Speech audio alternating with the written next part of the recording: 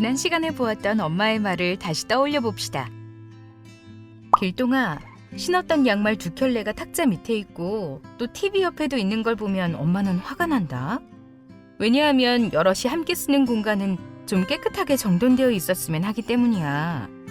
그 양말들을 세탁기에 넣어둘 수 있겠니? 앞서 본 엄마의 말에는 비폭력 대화의 4가지 요소인 관찰, 느낌, 욕구, 부탁이 전부 포함되어 있습니다. 그럼 구체적으로 비폭력 대화의 4가지 요소에 대해 알아볼까요? 첫 번째는 관찰입니다. 사례를 통해 알아봅시다. 프로젝트 회의 중 A가 진척 상황에 대해 설명하고 있는데 갑자기 B가 끼어듭니다.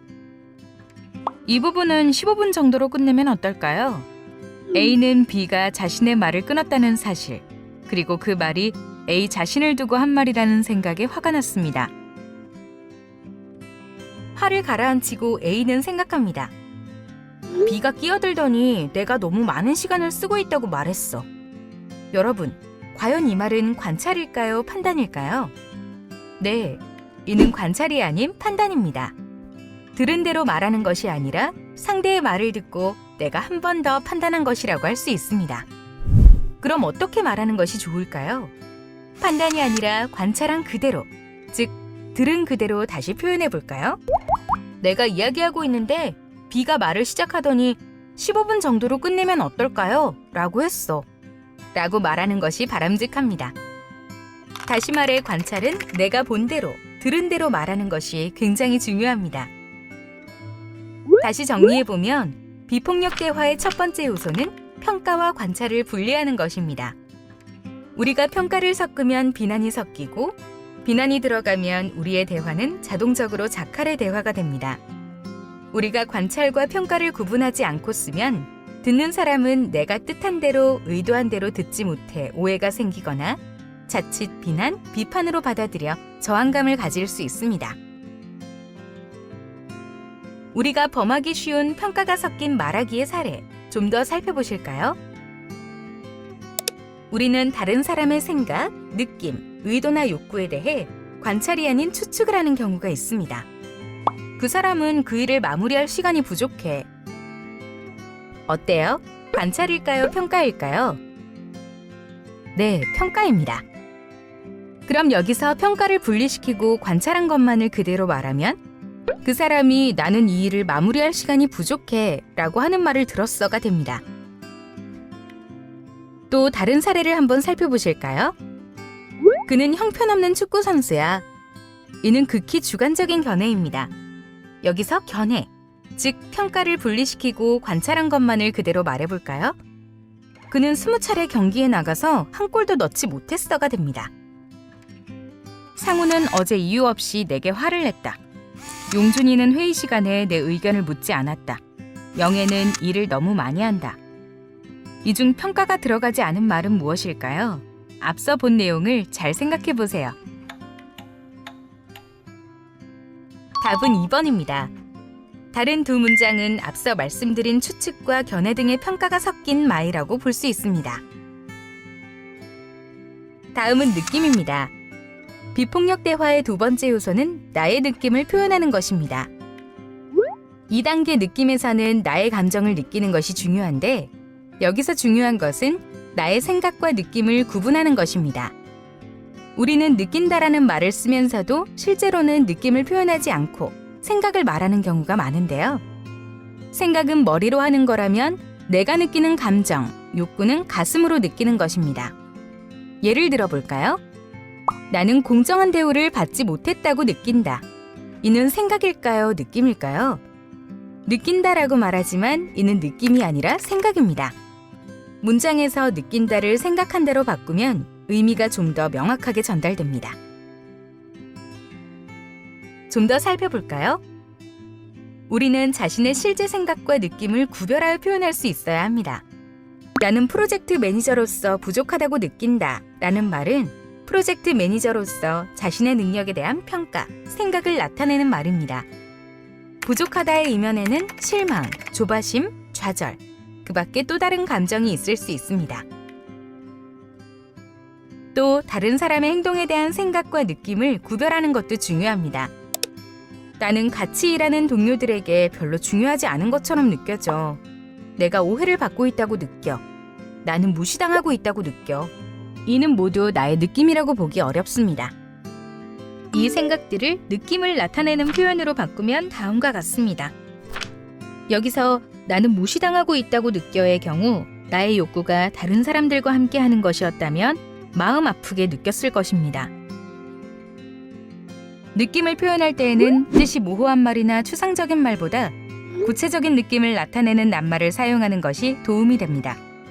욕구가 충족되었을 때와 그렇지 않을 때의 느낌을 나타내는 말들을 미리 알아두도록 합시다. 그 사람이 나를 보고도 아는 체를 하지 않으면 무시당한 것처럼 느껴져.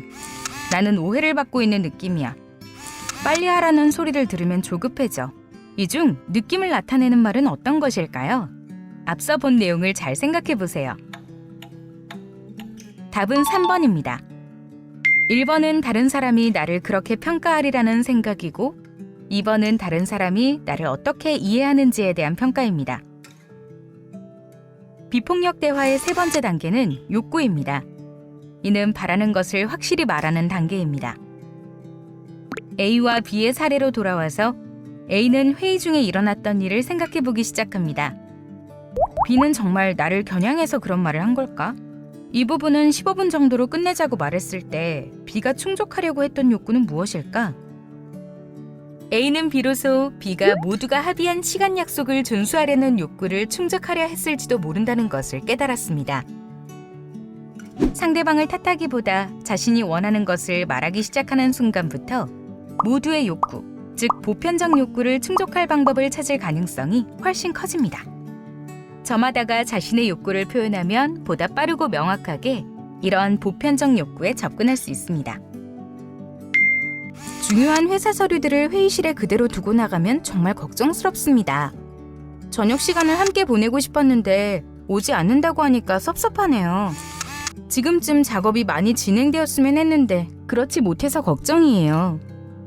여기서 상대방을 탓하기보다 자신의 느낌에 충실한 사례는 무엇일까요? 앞서 본 내용을 잘 생각해 보세요. 답은 2번, 3번입니다. 1번에는 어째서 회사 서류들을 두고 나가면 걱정되는지에 대한 자신의 느낌이 들어가 있지 않습니다. 비폭력 대화의 마지막 단계는 앞선 세 단계를 정리하여 상대에게 부탁하는 것입니다.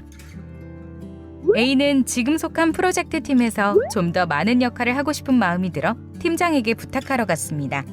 A의 부탁에 팀장 C는 지금은 때가 아닌 것 같으니 그 문제는 다음에 다시 이야기합시다 라고 대답했습니다. A는 팀장님은 허락을 해야만 했어. 나한테는 할 수 있는 능력이 충분한데 그게 보이지 않는단 말이야? 어디 다음에 보자. 내가 어떻게 나오나? 라고 생각하며 사무실을 나왔습니다. A가 C의 대답에 대해 그런 생각을 품으며 기분이 나빴다면 이는 부탁이 아니라 강요였다고 볼 수 있습니다. 부탁은 강요와 구분됩니다. 그래서 내가 부탁을 했다고 해서 상대가 꼭 들어줘야 하는 것은 아닙니다. 부탁은 상대방이 위협을 느끼지 않고 자유롭게 거절할 수 있습니다. 상대방이 내가 원했던 것을 들어주지 않았을 때 수치심, 죄책감, 우울감을 심어주려고 하였다면 강요를 하고 있었다는 증거입니다. 우리 삶을 풍요롭게 하기 위해 우리가 원하는 것을 다른 사람에게 부탁하려면 어떻게 해야 할까요? 부탁은 우리의 욕구가 충족되지 않았을 때 우리가 관찰하고 느끼고 원하는 것을 표현한 다음에 이어서 구체적으로 해야 합니다. 다시 말해 우리 욕구를 충족할 수 있는 행동을 부탁하는 것입니다. 부탁하는 말에는 세 가지 특성이 있습니다. 긍정적인 언어를 사용할 것, 명확하고 구체적인 언어를 사용할 것, 융통성 있는 언어를 사용할 것. 세 가지 특성을 갖춘 부탁을 해야 합니다.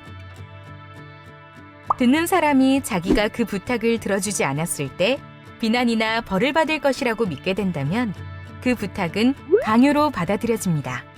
강요를 받고 있다고 생각하면 복종하거나 반항하거나 둘 중 하나를 택하게 되며 어느 경우든 부탁을 한 사람은 강압적으로 비치고 듣는 사람은 기꺼이 그 부탁에 응하기 어려워집니다.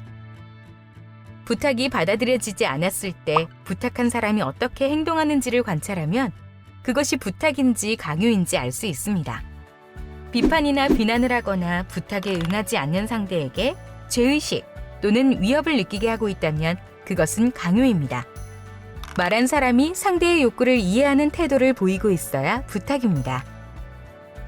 우리가 진심으로 부탁하고 있다는 사실을 알리는 가장 확실한 방법은 상대방이 우리의 부탁에 응하지 않았을 때 그 사람의 말에 공감해 주는 것입니다. 상대방이 부탁에 아니요 라고 했을 때 바로 포기한다는 말이 아니라 예 라고 대답하지 않는 이유를 충분히 공감으로 이해할 때까지는 상대방을 설득하지 않는다는 것을 의미합니다. 다음과 같은 생각들은 부탁을 강요로 만들어버립니다.